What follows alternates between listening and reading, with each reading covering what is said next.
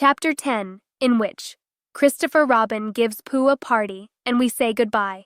One day when the sun had come back over the forest, bringing with it the scent of May, and all the streams of the forest were tinkling happily to find themselves their own pretty shape again, and the little pools lay dreaming of the life they had seen and the big things they had done, and in the warmth and quiet of the forest, the cuckoo was trying over his voice carefully and listening to see if he liked it, and wood pigeons were complaining gently to themselves in their lazy, comfortable way that it was the other fellow's fault, but it didn't matter very much.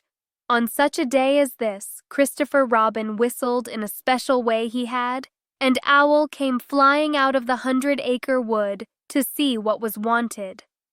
"Owl," said Christopher Robin, "I am going to give a party." "You are you?" said Owl. "And it's to be a special sort of party because it's because of what Pooh did when he did what he did to save Piglet from the flood." "Oh, that's what it's for, is it?" said Owl. "Yes, so will you tell Pooh as quickly as you can and all the others, because it will be tomorrow." "Oh, it will it?" said Owl, still being as helpful as possible. "So will you go and tell them, Owl?" Owl tried to think of something very wise to say, but couldn't, so he flew off to tell the others, and the first person he told was Pooh. "Pooh," he said, "Christopher Robin is giving a party?"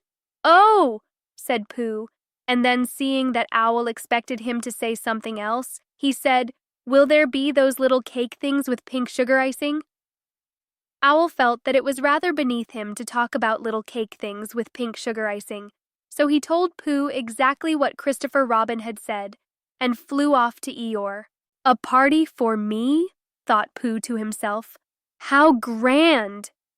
And he began to wonder if all the other animals would know that it was a special Pooh party, and if Christopher Robin had told them about the floating bear and the brain of Pooh and all the wonderful ships he had invented and sailed on, and he began to think how awful it would be if everybody had forgotten about it, and nobody quite knew what the party was for. And the more he thought like this, the more the party got muddled in his mind, like a dream when nothing goes right. And the dream began to sing itself over in his head until it became a sort of song. It was an anxious Pooh song. 3 cheers for Pooh, for who? For Pooh. Why, what did he do? I thought you knew. He saved his friend from a wedding. 3 cheers for Bear. For where? For Bear. He couldn't swim, but he rescued him. He rescued who? Oh, listen, do. I am talking of Pooh. Of who? Of Pooh. I'm sorry, I keep forgetting. Well, Pooh was a bear of enormous brain. Just say it again. Of enormous brain. Of enormous what? Well, he ate a lot, and I don't know if he could swim or not, but he managed to float on a sort of boat. On a sort of what? Well, a sort of pot. So now let's give him 3 hearty cheers. So now let's give him 3 hearty witches, and hope he'll be with us for years and years and grow in health and wisdom and riches. 3 cheers for Pooh. For who? For Pooh. 3 cheers for Bear. For where? For Bear. 3 cheers for the wonderful Winnie the Pooh. Just tell me, somebody, what did he do? While this was going on inside him, Owl was talking to Eeyore. "Eeyore," said Owl, "Christopher Robin is giving a party." "Very interesting," said Eeyore. "I suppose they will be sending me down the odd bits which got trodden on. Kind and thoughtful. Not at all, don't mention it. There is an invitation for you." "What's that like?" "An invitation." "Yes, I heard you. Who dropped it?" "This isn't anything to eat. It's asking you to the party. Tomorrow." Eeyore shook his head slowly. "You mean Piglet, the little fellow with the excited ears. That's Piglet. I'll tell him." No, said Owl, getting quite fussy. "It's you." "Are you sure?" "Of course I'm sure. Christopher Robin said all of them. Tell all of them." "All of them except Eeyore?" "All of them," said Owl sulkily. "Ah," said Eeyore, "a mistake, no doubt. but still, I shall come. Only don't blame me if it rains." But it didn't rain. Christopher Robin had made a long table out of some long pieces of wood, and they all sat round it.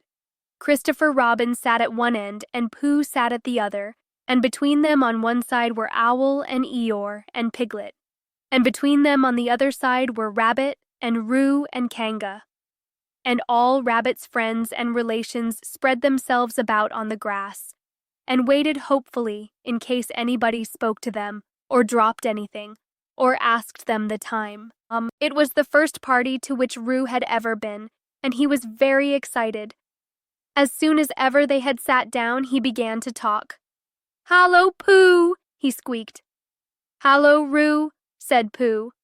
Roo jumped up and down in his seat for a little while and then began again. "Hallo, Piglet," he squeaked. Piglet waved a paw at him, being too busy to say anything. "Hallo, Eeyore," said Roo. Eeyore nodded gloomily at him. "It will rain soon. You see if it doesn't," he said. Roo looked to see if it didn't, and it didn't. So he said, "Hallo, Owl," and Owl said, "Hullo, my little fellow," in a kindly way, and went on telling Christopher Robin about an accident which had nearly happened to a friend of his whom Christopher Robin didn't know, and Kanga said to Roo, "Drink up your milk first, dear, and talk afterwards." So Roo, who was drinking his milk, tried to say that he could do both at once, and had to be patted on the back and dried for quite a long time afterwards. When they had all nearly eaten enough, Christopher Robin banged on the table with his spoon, and everybody stopped talking and was very silent, except Roo, who was just finishing a loud attack of hiccups and trying to look as if it was one of Rabbit's relations. "This party," said Christopher Robin, "is a party because of what someone did, and we all know who it was. And it's his party because of what he did. And I've got a present for him, and here it is." Then he felt about a little and whispered, "Where is it?" While he was looking, Eeyore coughed in an impressive way and began to speak. "Friends," he said, "including oddments, it is a great pleasure, or perhaps I had better say it has been a pleasure so far to see you at my party. What I did was nothing. Any of you, except Rabbit and Owl and Kanga, would have done the same. Oh, and Pooh. My remarks do not, of course, apply to Piglet and Roo because they are too small. Any of you would have done the same, but it just happened to be me.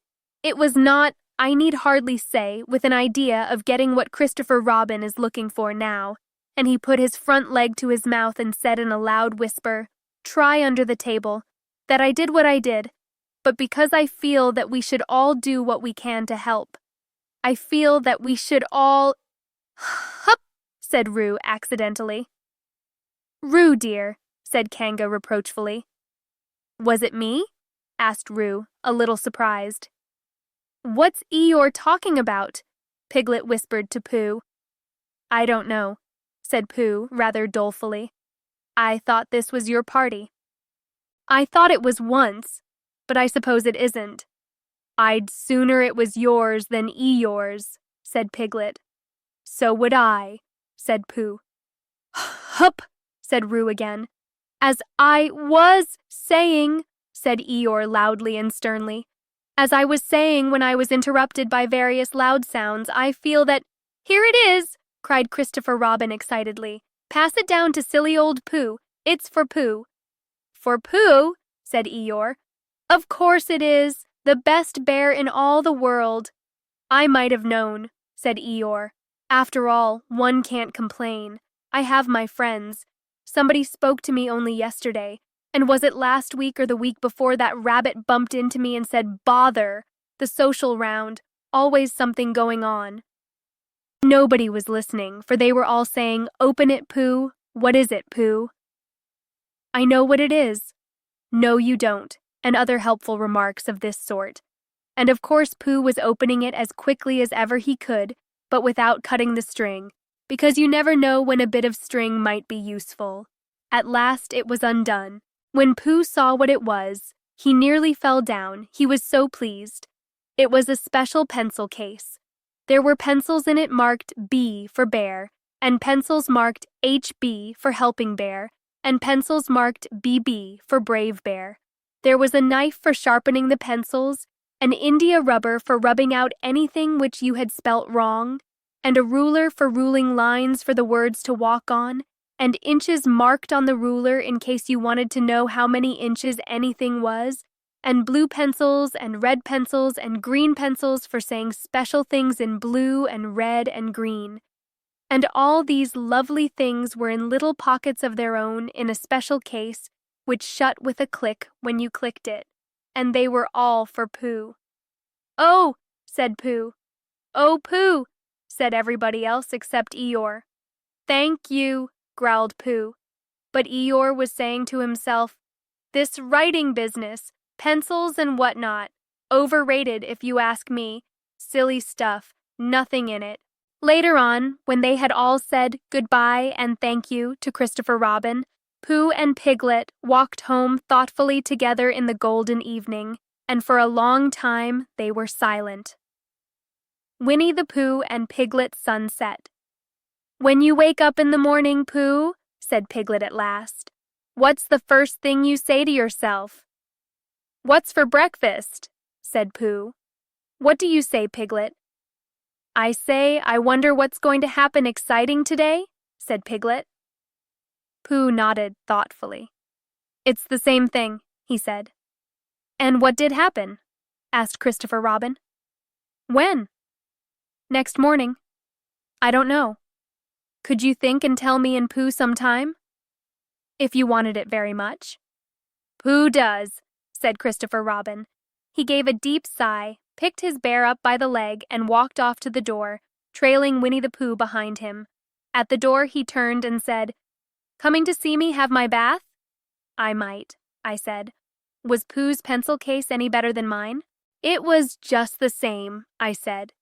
He nodded and went out.